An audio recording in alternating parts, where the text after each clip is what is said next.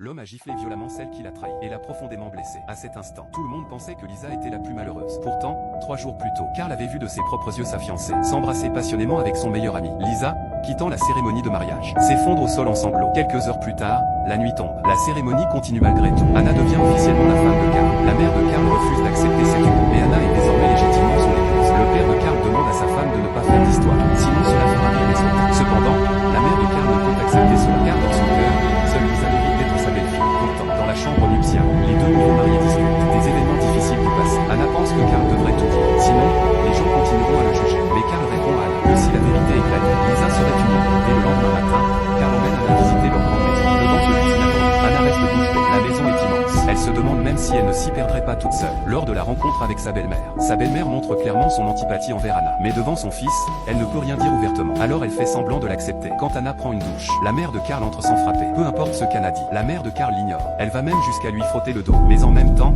elle lui rappelle les règles de la maison, sans savoir que leur mariage n'est qu'un accord temporaire entre Anna et son fils. Quand Anna sort de la douche, Lisa l'attend déjà depuis un moment. Lisa regarde Anna avec dédain. Elle prend l'air d'une véritable maîtresse de maison et interroge Anna. Elle lui dit qu'elle n'avait eu qu'un petit malentendu avec Carl, et qu'en expliquant bien, Carl reviendrait forcément vers elle. Mais Anna rappelle à Lisa sa vraie place, car c'est maintenant elle, la femme de Carl. La seconde suivante, Lisa attrape un vase et le jette par terre devant Anna. Lisa devient de plus en plus incontrôlable. Elle essaie de tout casser dans la pièce et affirme fièrement à Anna que cette chambre lui appartient. Tout ici lui appartient, y compris Carl. Elle accuse Anna de détruire son bonheur. Anna lui demande simplement de partir immédiatement. Mais Lisa s'assoit calmement sur le canapé. Carl rentre alors et entend les propos de Lisa. Il lui dit clairement que sa femme est maintenant Anna. Voyant Carl défendre Anna, Lisa, furieuse, entre dans la chambre et jette les cosmétiques d'Anna, puis sort des photos d'eux deux ensemble, affirmant que Carl et elle formaient un couple parfait, qu'ils étaient faits l'un pour l'autre.